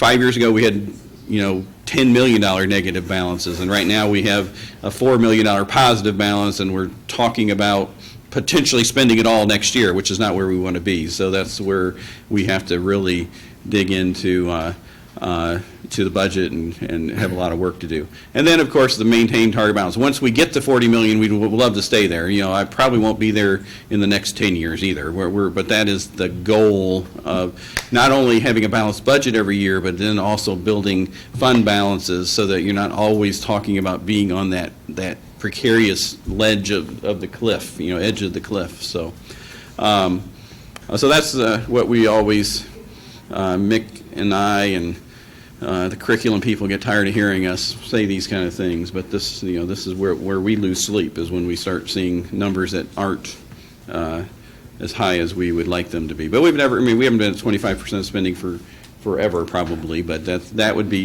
that's where school districts, when they talk to each other, that's where we would say a strong, financially strong school district would be at that 25% of funding of spending in their fund balance. So. Mike, could I just ask you about the difference between the spending? Tell me about working cash, because I remember having about $38 million in working cash. We have a working cash. We issued working cash bonds in 2009, $38 million, $37 million actually.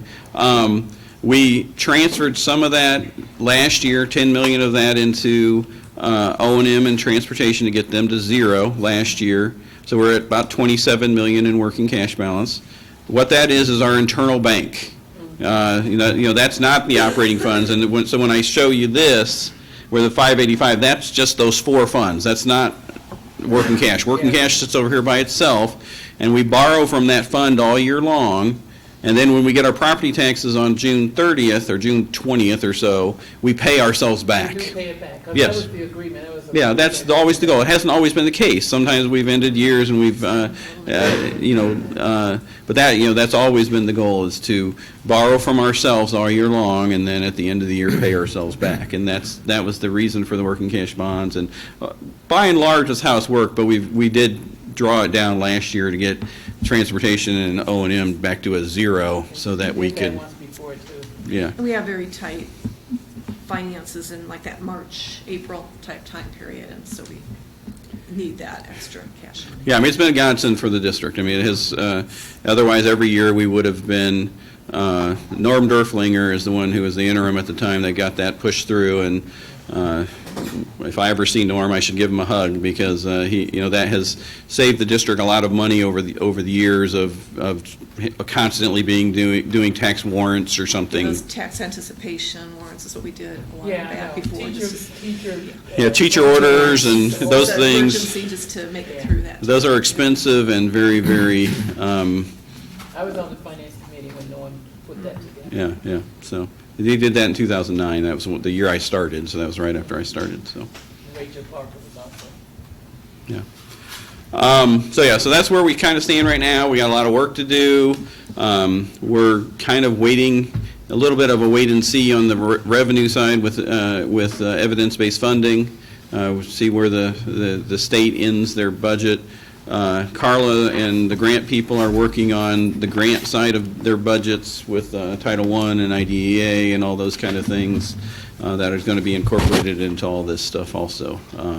And that all has to be done, in theory, by June 30th also, so. As long as the grants come open in a timely. Carla gets really very nervous this time. Grumpy about June 15th because of those grant budgets have to be done, so. Anyway. Any questions, And like I said, I've always said, it's like, if anybody ever has any questions after this, send me an email. I can run any kind of report you want to see, so. A couple questions for me. Okay. Seeing as we're feeling like our, the balance between our anticipated revenues and expenditures for next year is going to be, on a downslope of sorts. Any major, I guess, new investments or programs, curriculum, what have you, we're looking at grant sources to. Definitely are. We spend a lot of time figuring how we can incorporate in any of these ideas into grants. And in fact, over the last year, we did almost all of the streams and carts through grant processes. We do have the new SIG grant money, and so we always look at that. And we're fortunate to have that, although we're, it's unfortunate to have lower achieving schools, but we're fortunate to have the assistance, and we always look at that, and I get together with the curriculum department, and we talk that through and do the best we can to focus all of those extras within the grants so that we can use the regular, as I call it, ed fund money to do the other, I guess, regular operations, I should say. Okay. Could I dovetail on your question? Sure. What's the difference? I mean, are there any restrictions on surplanting? There are less than there was before. The rules are kind of changing over the years. They're saying now that as long as we can show that all schools are treated equally and we have some kind of a mathematical equation to show that all are treated equally before you get your federal dollars, then there's a little more flexibility. There was the 1 year, I think it was just 2 years ago, that we had done some textbooks, and then they had told me no more on the textbook area. And then now we're back where as long as you can show, then you are able to. If you can show that all schools are treated equitably, then you can go ahead and do some of that. But you still have training, you still have parental involvement, so there's a lot of other areas you have to cover, but you could do some.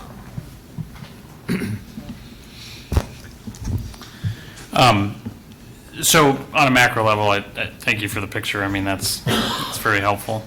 At this point, are we driving any more micro level policies or approaches to try to either limit expenditures or drive savings in some area, or are we not quite there yet in terms of it playing out for next year's planning? Yeah, we've been doing that for the last, since I've been back. I mean, you heard we had a $10 million deficit by 2015, and now it's And we kind of tackle it as a committee, like we've had the committees through the time, so we tackle it as a committee to really get each area to reflect on what their spending is and what they can do, obviously for less. But then, on top of that, we do talk to the different areas, kind of go through what their expectations and needs are for the year, and again, try to cut back, come up with a percentage that they would cut back. And I would say Mike and Carla and Mick have done a really nice job, because remember, revenue continues to, it just goes up, right? It's Yeah. not stagnant at all, and so, Yeah, we've been very lucky the last few years that we've, by and large, even though property taxes have been pretty flat, Right. the evidence-based funding thing has been a godsend to this district. And because of that, it's right-sized the level. But you're right, we've been talking about, every year we talk about how are we going to do it next year, at this point, the train has left the station a little bit, it's not like we're going to be doing any big, employee reductions or anything. We don't have enough employees now. We're dealing with subs and stuff too much right now. And so certainly we have a place for everybody we currently have. And next year, I know Mick has some plans about how he wants to do a different form of a committee approach of starting in like October or in the fall, looking at employees and how many people are at each building and all that kind of stuff. Bringing all the the constituents into the room and working on that together a little bit more probably than we did this year. And so I know he's got some plans along that line. I'll leave it to him to go over that. But yeah, I mean we everything we do, we look at the cost and, how has it been last year, and, who's, we have a certain amount of retirements every year and a certain amount of people leaving every year, and so do we need to replace those positions? And so I think, by and large, the current administration, I think, is really good, even though I want to pull out my hair sometimes about finances. I think, by and large, the current administration does a good job of thinking about the finances part of this process. I wouldn't say that for our past administrations, not at all. but the current administration at least thinks about the finances as part of the decision-making process. Sometimes, we have a lot of mandates. We have to do certain things, and so, I joke, we could get rid of my job, but unfortunately, there's a lot of things I do that we have to do. Somebody has to do it, and so. Somebody has to do a lot of this stuff, and so it's very, school districts are very complicated. It's more complicated today than it was 10 years ago because all these mandates we have to do, and so. The data, I think it's just the data. The data-driven part of it, of the reporting stuff, this year they added site-based accounting that we have to do for the first time. Even though we do a lot of site-based accounting internally, we've never had to report it outside. And this year in August is the first time we have to do site-based accounting. So, who does that fall to? Well, it falls to Carl and I, and so it's just a new thing that we have to do. And we'll do it, and it's not a big deal, but it's kind of a big deal, but it's in our lives. In our lives anyway, not in everybody else's life. But what I'm saying is, I think that's one of the things we have to stay conscious of, and that's why, when all these people are here, and I get a table and a microphone, I want to reiterate that that's what we always need to do, is we always need to think of the finance part of it as well as the curriculum side. It's not the driving force, but it's got to be part of the discussion. And So. Mick's thought was maybe, as Mike has said, starting earlier. He was looking at perhaps we start in October, that we tend to push back, and before you know it, as he said, January turns into March before you know it. You're working through all that time that then you look at the calendar and go, wow, how did it get to be March already? And then that's the time that final decisions have to be made. So his thought was perhaps starting in October 1 already on the next year, so. Yeah, so that's his goal next year, is to, look at these kind of things, but then also kind of make sure that he's, in part of all the discussions as far as staffing levels and all those kind of things, so. Yeah, no, I appreciate that, and please, I'm not being critical of the management of the budget. I think, I've been very impressed the last several years. We're in a good spot, and first day I walked onto the job quasi, and it was like $13.5 million budget deficit or whatever. I really seriously considered what kind of mistake I had made. So did I. I'm on the phone and Carla writes me a note, can we borrow $10 million to make payroll? Yeah. So I mean, I'm very appreciative of the team's work. I guess I'm also conscious of, as we try to disrupt the system and do things differently, we're actively soliciting, ideas and people to drive on things that do occasionally cost more money than even what we're doing today. And that's a tough balance to deal with, to constantly be in a mode of trying to trim from current status while we innovate, Right. So that's why I was asking those questions. So. And then it also increases automatically and you're trying to trim, so while we innovate. Yep. Yeah. Mrs. Jackson. I think I felt just like you when I came on board. I knew, but I saw the deficit larger years ago. Sure. Oh, yeah, When I'd definitely. come to board meetings as a citizen. But kudos to the people that have taken over our financial realm. Because as I read this and ask people, because I always have to ask, because I'm not a math person, but this is the best that I've ever seen the budget of this district as relates to our finances. Well, there's no doubt that and- this is the strongest we've been in the 10 years I've been here, so. Well, I've been coming to the school board for more than 10 years. I've lived here my entire life, so yeah, I and understand. Every time I came, everything was negative about the budget. Yeah. Nothing was working, but we don't have to add, the board doesn't have to ask you guys, have you decided whether you want to buy that or not, or do this or not? Right. I'm just appreciative of that, because that means that I can focus on what I'm really also here to do, and that's deal with our kids and the things that go on with them. But I know this is a far-off question I'm going to ask. I'm always reading on a federal level of what's happening with the federal board, school board issues. And there's a move to cut $7.5 to $10.5 million out of that budget on the federal side. And I assume this billion. are we in the loop to check and see? I'm not saying it's going to happen, but that's what's being proposed. Yeah, I assume you're saying. How that's going to affect districts, and what would that do to the money we get from the federal side? I know some of that money comes from feds through the state. Right. That's Title, that would be Title I funding and IDEA funding and things like that. And Carla goes to those updates every year and gets all that kind of. And right now, those are looking pretty solid, pretty steady. We saw like a 2%, decrease in one area, a 1% increase in the other.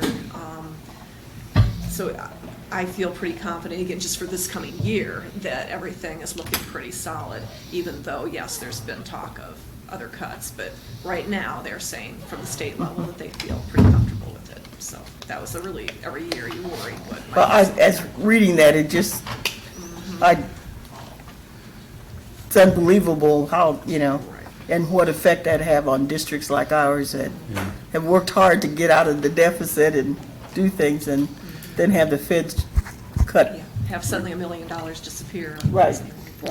Yeah, even though, it sounds like it's a lot of money at the federal level, but even when it trickles all the way to us, there's been years where they cut, pretty huge amounts, and it's hard to make adjustments when you're paying for aids and different things out of those budget, or out of those federal funds, and it's hard to make those kind of big adjustments on the fly, and that's where we struggle sometimes, is they make big changes, and then we're expected to, make the changes in June, and it's like, it's too late, we've already committed to, employees and stuff, so. Right, and part of it is holding just a small amount back, how we talk about balances, that you want some carryover to go into the new year, because then if the funding goes down, it doesn't impact the program you're trying to do, at least for a year, that you get a year to think it over and see what you could reduce, and not just immediately be strong with it. So that's part of the balancing act that Carla does to make sure that, that everything gets funded as much as possible out of those grants. And you don't do something that causes that cliff that you have to suddenly either cut the program dramatically or do something drastic. You want to be able to ease into anything. So that's the trick with those with the grants, because you don't ever want to commit to something and then have this cliff where suddenly the funding goes away but you still have the need, and so we have to balance all that as part of it. So, and I think a nice thing we did when I got back is sort of added Carla to a hip, so she's also aware of all of the programs, and because she has that compliance and that finance piece, and so she's part of cabinet. She's really part of really everything from a curriculum standpoint. She's aware of what we're doing, what we're trying to do, and the communications. It's just horizontal, vertical, and everybody knows. And so she's better able to provide guidance also. So I think that also has really, really helped. Would you say, Carla? Yes, definitely. I consider myself that bridge between the tough Mike and Mick side of it, and then the curriculum that might get, a little towards the spending side perhaps sometimes, and just be the bridge between them to try to keep it together. So. Okay. And Mick and I are glad to let her do that. So. All right. Thank you for the presentation. All right, thanks. All right, next up we have presentations by audience. Obviously we have rules both by our public comment box and also on our website about public comment. Just suffice it to say, we ask that you keep your comments to 5 minutes per person. And also, if you do have criticism for us, please keep it constructive so that we can work to continuously improve. First and only card I have for tonight is Mr. Charlie Thomas. I'm the only one, so I can... All right. I wasn't going to talk about the budget at all tonight, but a couple of things that popped up. I've been around a long time, like Ms. Jackson said. I've been coming to these meetings a long time. And I remember coming to one of the most important meetings of my teaching career and sat there and listened to the board at that time, and the superintendent at that time said closing Woodruff High School was the key to getting this district back on track.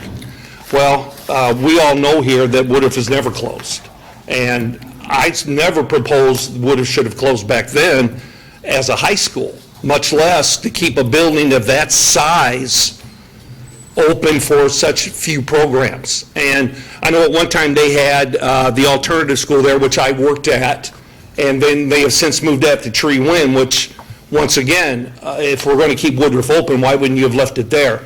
The Tree Wind, I've been through that facility. I think SEL was somewhat moved in over there. I'm not sure of that. I've been out of the loop, so hopefully some of these things I say are not already been fixed or outdated. The reason I came tonight, I'll talk about budgets later. The reason I came tonight was to talk about a situation that happened at a high school in District 150. We had a student that, as a freshman sophomore, was figuring things out. Not doing everything, like she's supposed to be doing. But anyway, ended up getting 46 referrals in those first 2 years. And the parents heard about 0 of those referrals. Not one was that ever sent to the parent, mother or father, which, by the way, at that time both worked in the district. No one contacted us by phone, by email. Now, we knew some situation was happening with her, and we were, as parents, all parents do, they struggle a little bit with those issues, and we could have approached it in a different way if we knew about any of these referrals. I mean, some of them. Now, were they all real bad? No. Some of them escalated. But my point is, I was a teacher in this district for over 30 years, and my wife still is. That is part of what we're supposed to do, is contact. Let the parents know what's going on with your child so you can interject stuff to say, hey, you're not doing this, you're not doing that, and maybe take away some allowance money, whatever the parent decides to do. But we're not notified. We're not notified by a teacher, by an AP, by a counselor, or by a principal. We were never notified. And by the way, I'm talking about my daughter, so in case you're wondering. So I know this very well. So anyway, National Honor Society came around, and I knew her grades were great. I mean, she's an A sometimes B student. And I came back, I said, have you heard anything about national honors? And she goes, yeah, I didn't get it. And I go, why? I said, your grades are okay. And she goes, yeah, the grades are good, but the teachers didn't vote me in. And I go, based on, and that's what led us to this discussion. And I will say this, and I want to shout out to Mr. Welch. He was fantastic in this process. He got a meeting together with the important parties, and we did hash this out. I was never, I never agreed with what was said in that meeting, because I don't know how you don't notify people, because I am a teacher and I notify. So anyway, to make a long story short, the teachers, if you don't know how that works, teachers basically vote. And I hate to say it this way, but it's kind of like, do you like him or not? I'm sorry, but that's the way it is. And cliques vote as cliques. So anyway, she didn't get in, and they came in and said, well, she had 46 referrals, that's why, freshman and sophomore year. Junior, senior year, I think she had 2. Junior, senior year. So very confused, very disappointed. It's in the past now. I don't expect anybody to go back and fix anything, because it's not going to be fixed. But I just hope there's any parents out there that this is happening to them and they don't even know it. We were teachers in the district and we didn't even know it. Now, I don't know if this has been fixed, because Mr. Welch talked about this, about parents can't see referrals. I don't know if that's been fixed, but unless it's changed, now, like I said, I've been out of the loop for a while. Unless it's changed, parents can't go on and find referrals. You can't find them anymore. You can't get on there. So how are we supposed to know? Your kid's not going to go home and say, boy, I was bad today. I did this, I did that. You can't imagine, Dad, what I did. They don't do that, and you know that. So very disappointed with that. That was my last child through, so now I'm going to talk more freely. Sometimes, I came to the podium and talked, and then I got the feeling that she was getting a little snub at school. And see, that's just so inappropriate. But like I said, Mr. Welch was great. I don't think he could do anything about anything at that point, and I understood that. It's not about she didn't get the award. Boy, really? 5 minutes? One quick thing, and I'll be done. I want to give because I haven't been here, I want to give a shout out to Coach Willie Coleman at Manual High School and his state run. I had the privilege of coaching him in grade school at Blaine Sumner. What a great young man. And then he went to Manual and had great coaches there with the late Coach McLean, Coach Van, and then I think Derek had him on his staff. And boy, what a great young man. And congratulations, Coach Coleman. Thank you. And kudos to Hank. Amazing at Eureka. Thank you very much, Dr. All right, thank you. Any responses to audience presentations? Dr. Crott. Yeah, thank you. I'm very familiar with the case. So one question, though. Ms. Marlin, I know you're here. The comment around parents having access to discipline and information on Skyward. It's been corrected. Parents and family access, they can see the referral, the offense. They can't see the comments, but they can see the referral. So parents now can see the referrals. Thank you. So, thank you, sir. Thank you. Thank you, Mr. Thomas. Coach Thomas. Just a follow-up question on that. Do the parents have to ask? Because I agree with Mr. Thomas. I was laughing hysterically. My daughters went to Richwoods, and there were several referrals. I'm sure they didn't come knocking on my door and say, hey, I got 3 today. I don't think that happens. Is there a notification to the parent? I think that was one of the questions he had. I mean, the fact that they can look it up, I may not have just, I probably would have checked my girls. But anyway, I think, do they get notified of that? Parental home contact, I hate to interrupt, parental home contact is a requirement of each teacher. Okay. Yeah, like as an administrator, I did, but some of it doesn't get to the administrator.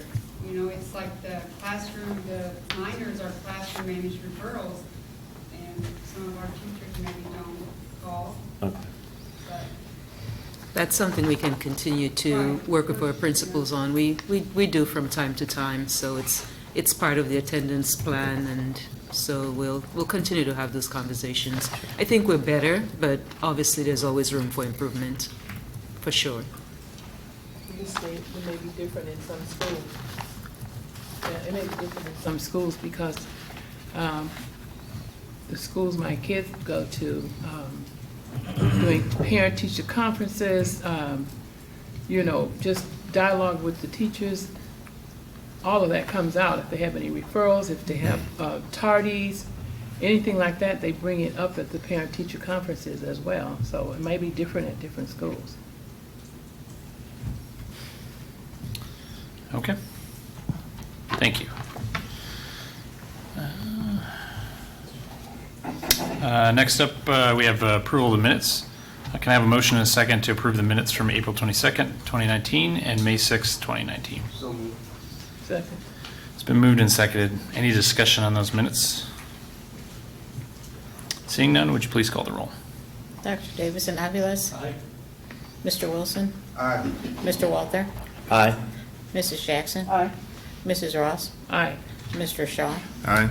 Mr. Adler? Aye. 7 ayes, motion carried. Thank you.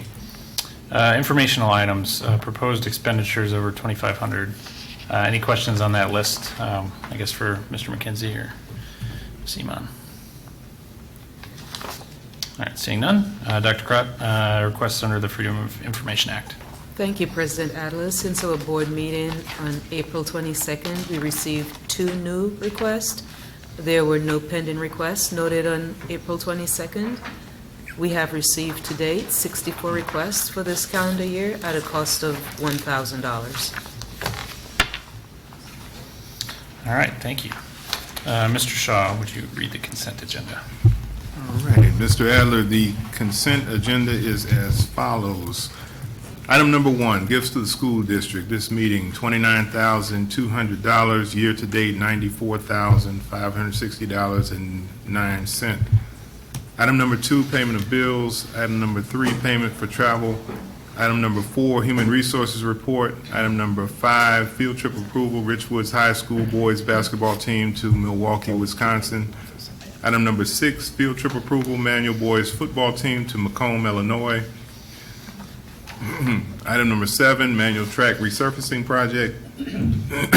Excuse me. Item number 8, Richwoods track resurfacing project. Item number 9, Roosevelt Magnet cafeteria project. Item number 10, extension of food service contract. And item number 11, memorandum of understanding with Peoria County, Headington Oaks regarding pre-apprenticeship plus program. And that is the entirety of the consent agenda. Thank you, Mr. Shaw. Any items that board members would like pulled for a separate vote? And I would like number 9 pulled. I was going to do number 9, but since I want 4 too. 4. 4? All right. Any other items other than 9 and 4? Okay.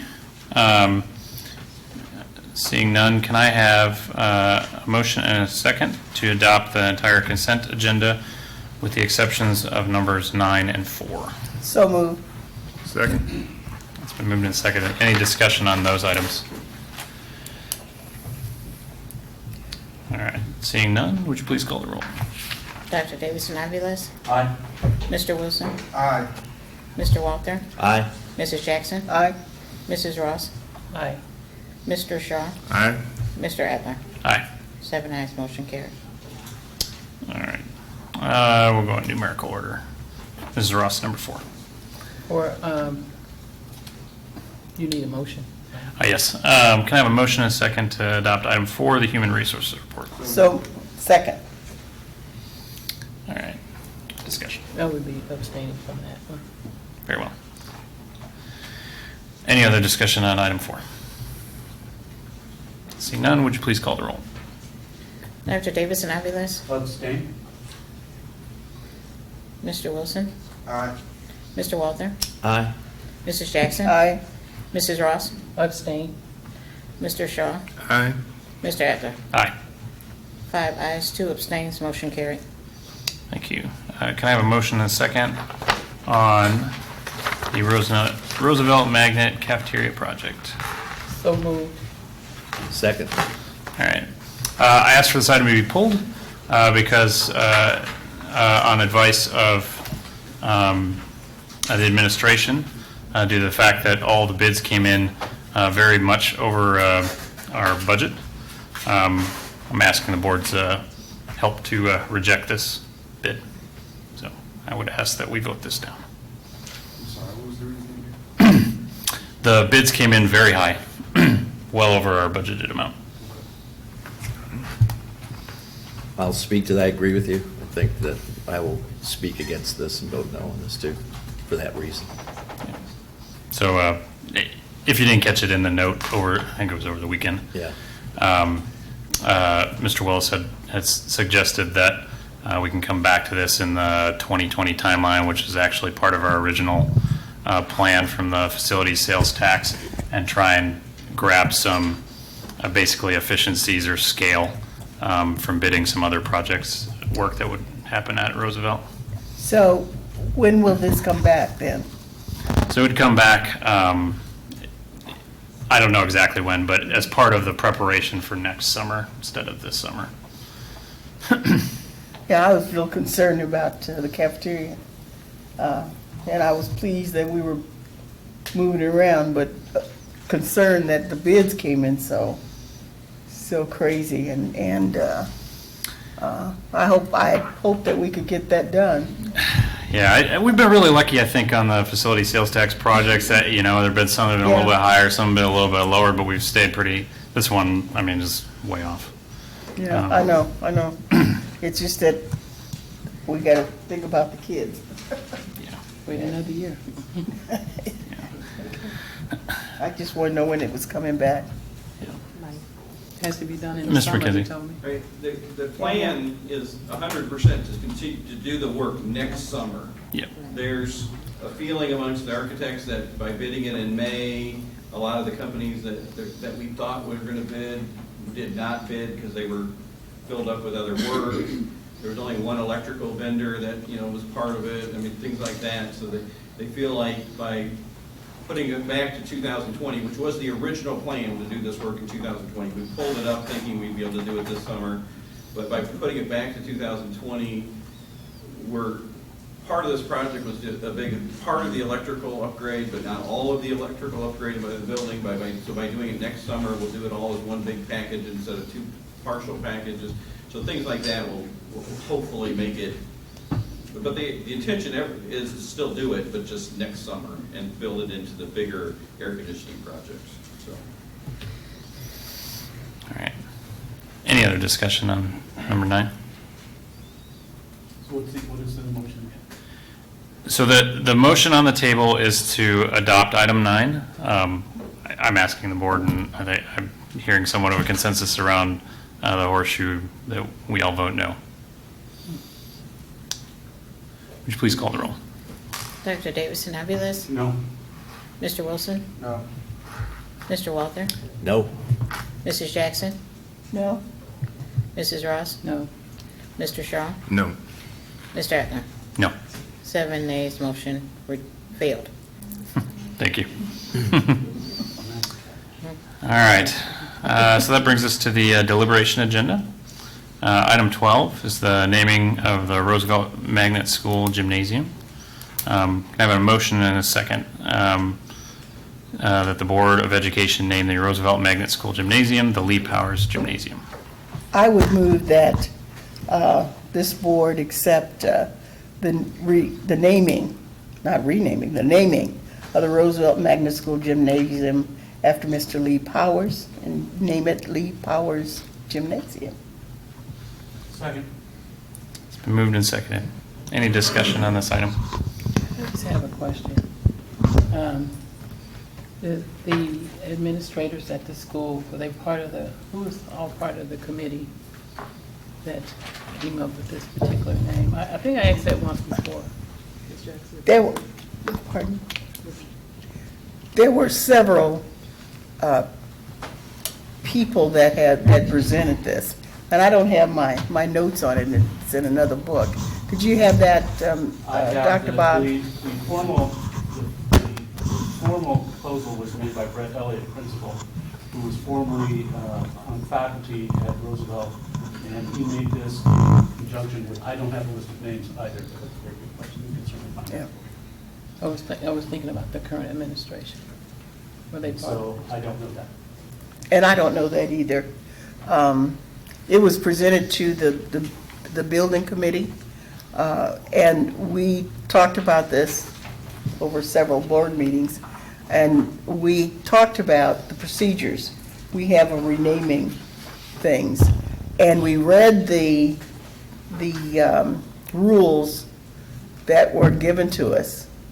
And correct me, Dr. Bob, if I'm not saying the right thing. And I'll ask our policy colleagues,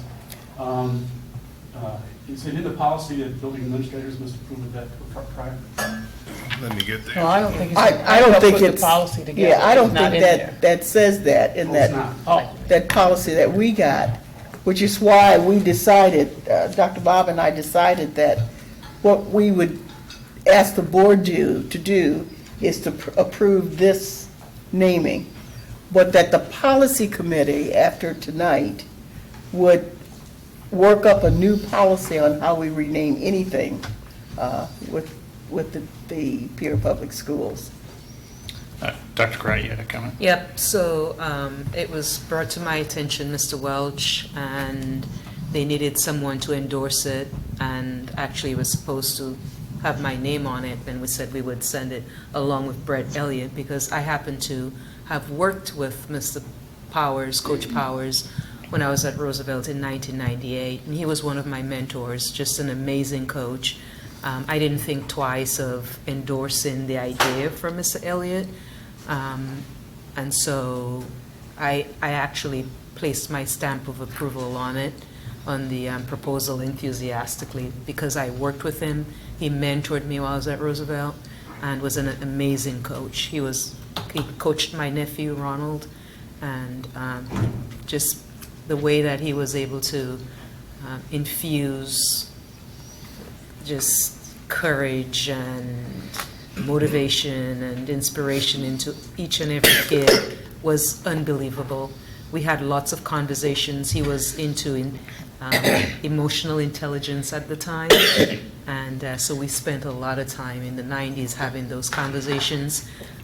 It would not be unusual to get an article a week from him on my desk to read, and then we would have conversations about those. So Coach was also very special to me, Coach Powers. And thank you very much, and I would add that your comments parallel what was written in the formal proposal. Right.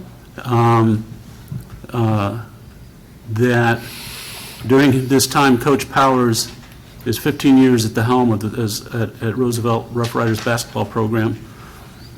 During this time, Coach Powers would dramatically impact the lives of hundreds of young men. He was not just a coach, he was a true teacher of the game. In his teachings, he used basketball as a vehicle to teach the game of life.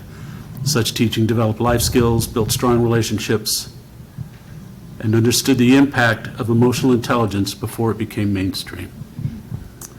He gave much of himself, he gave much of his own resources, tens of thousands, according to this, of dollars to the team, never asking for anything in return except demanding hard work, dedication, and excellence. And those life skills, in addition to teamwork, dealing with adversity, commitment, grit, and perseverance, made him a true teacher of the game. Thank you. I'm not opposed to naming this school after Mr. Powers or Not the anyone school, else. the gym. The gym. But only thing I was saying was the administrators of the schools wondering if they had information ahead of time rather than reading it in the paper after we vote on it. Mr. That's, Ross, I spoke to the. well, that's what I was Mrs. asking. Clark. I let her know that it was up for deliberation by the board, it was proposed, that you guys were talking about. She didn't have one feeling one way or the other. Okay, don't I think just she did. didn't want, it is her school. So, Mr. Shaw. So, this is dealing with policy 4:152, and it's ambiguous at best. So, it was adopted in 2005, so it's on the agenda for tomorrow for the policy committee, so we can that was clarify. about the time I was working. That's how we felt when we read it. It didn't address anything that we were doing at all, so. But I think we need a more comprehensive policy if we're going to name any part of a school after anybody, so. That being said, though, we did not want it to get in the way of this particular. Right. Any other discussion on the motion on the floor? You need a motion? We're already moved in second. That's right, we did. You did it. Okay. Seeing none, will you call the roll? Dr. Davidson Aviles? Yes. Mr. Wilson? Aye. Mr. Walter? Yes. Mrs. Jackson? Yes. Mrs. Ross? Aye. Mr. Shaw? Aye. Mr. Adler? Aye. 7 ayes, motion carried. Thank you. Mrs. Ross, the rest of the deliberation agenda.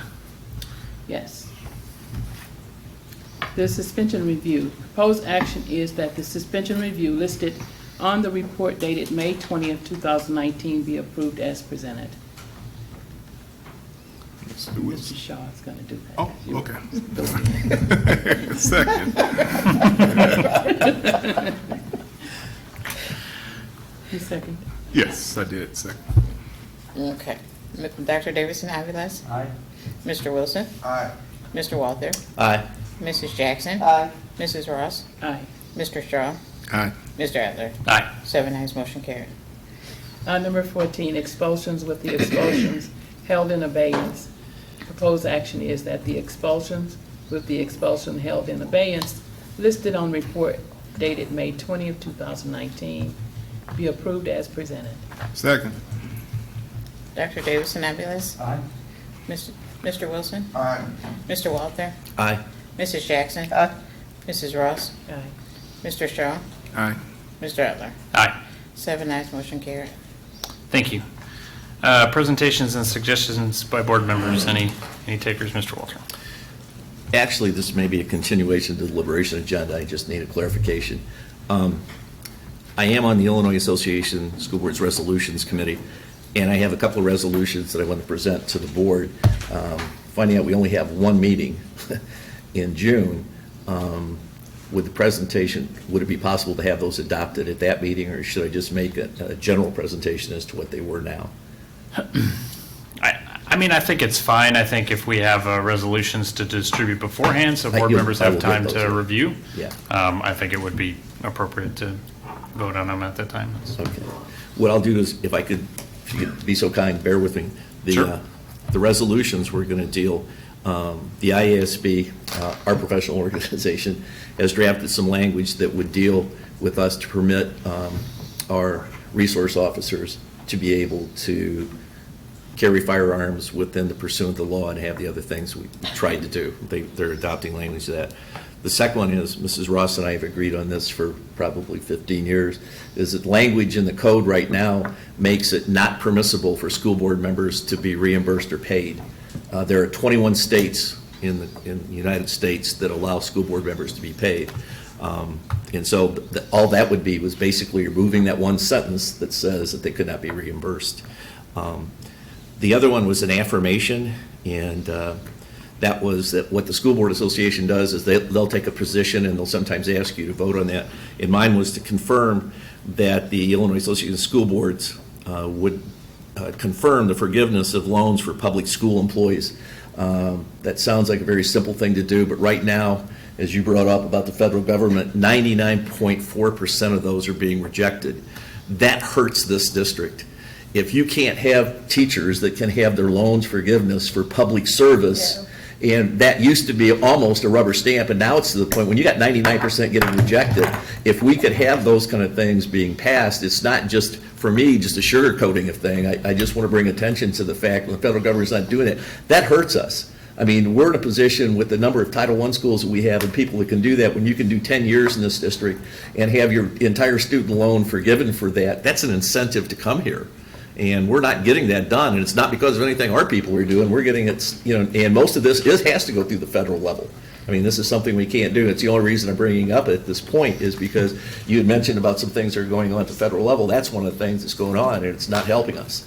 And so all that would be an affirmation. I will get the printout of all of these to the board members well before the next board meeting. But what we're trying to do is do some things that I think, we need you to confirm it, and all it does is get it in front of the Illinois Association of School Boards, and then from that it goes into a legislative thing with that. So I would just ask your support on this, but I will get those to you before the next board meeting. Thank you. I did read that. Clarification. Yeah. When the resolution come to us, then it goes to Chicago for the whole state to Right. vote on it. Right. Then it goes to legislation. Right. Yeah, Exactly. I used to be on that. Right. You have it right. What'll happen is, if it is affirmed, then it goes to the resolution committee, then the resolution committee has to approve it, then it goes to the IASB vote on that in November, and that's the process. And from that, if it's adopted, then legislatively, they'll go to promote it. Thank you. Mr. Ross. Any other presentations or suggestions, Mr. Shaw? All right, so once again, we have a student board member that is moving on to bigger and better things. We want to thank Ms. Parker Johnson for your service, and congratulations on your graduation on Saturday And where are night. you going to school? I'm going to Bradley. Oh, wow. See you there, sister. Looking forward to it. You can take a counseling class. So she's political science. We'll see if we can cure you of that. Mr. Wilson. On June 1st, there will be an end of the school year celebration. The event will be held at Glen Oak Community Learning Center from 11 to 4. There'll be free food, games, and musical performances from local talent in the area. Feel free to come out and celebrate. If you want to volunteer or need additional info, contact me at gregory.wilson@psd150.org. Dr. B.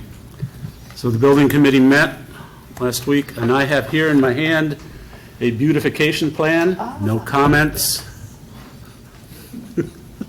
Mr. Walters just thinking something. He's like, not of me, thank you very much, but beautification of our buildings. And this is something I really have to thank Ms. Jackson, because she has been pushing for this for quite some time.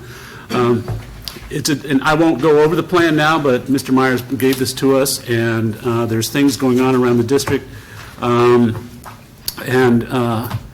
As Ms. Jackson has so eloquently put it in the past, there's beautiful things going on inside the buildings. We just want people to be attracted to beautiful buildings, to see the beautiful things going on inside of the buildings. And so, and if you walk into a beautiful building, it's much easier to have the pride and the commitment and the affection that you have to be there.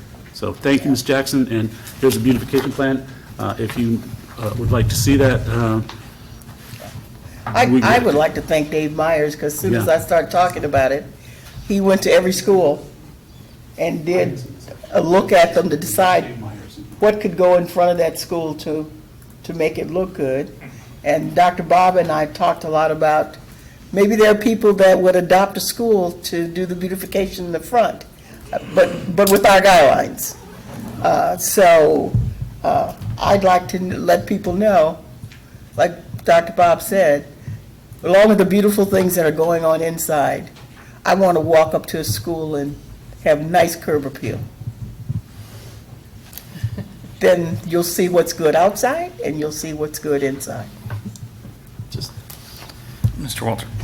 When we had the Teacher Appreciation Day and I dropped off donuts, I was able to drop some off at Franklin. They got this memo early, because the outside of that school landscaping is just beautiful, what they've done, and it was very complimentary of the principal stuff. They already got the memo. That Yes. place looks really good, but that's an example of the school. It's an older school, but the curb appeal at Franklin is just really nice. They've done a good job. Yeah. And it turns out, it's one of the custodians who does the maintenance for that. He takes real pride in that. I just happened to run into him as he was coming around, and I said, "Who does that?" He goes, "That would be me." He was real humble about it, but it's a beautiful school. Franklin looks really good. I pass it every day. And I came to the building meeting and I said, I pass Franklin. That is a beautiful school. It is. I want all of our schools to look like that. Beautiful school. Anything else for the good of the public? Just want to give you the Mr. Shaw. policy committee tomorrow, May 21st, 3:30 p.m. Very good. Anybody else? I just have an announcement. Ms. Ross, yeah? Okay, thank you. Coach Booth and I both sit on a committee called Healthy Communities, and much of the south side of Peoria is highlighted in that initiative. As a matter of fact, all of our schools would probably, on the south side, would probably be highlighted at 1312 Southwest Adam, which is where the city of Peoria, the health department, and all of the committee members are going to be having something called local food, local places, where the federal government will be coming in from EPA, from all different units, to put together a plan for the South Side, including the schools and the families and students, put together a plan to turn the South Side of Peoria around. So Coach Booth and I will be there. Awesome. Hopefully. Thank you. All right. No one else? We are adjourned. Love the beautification idea.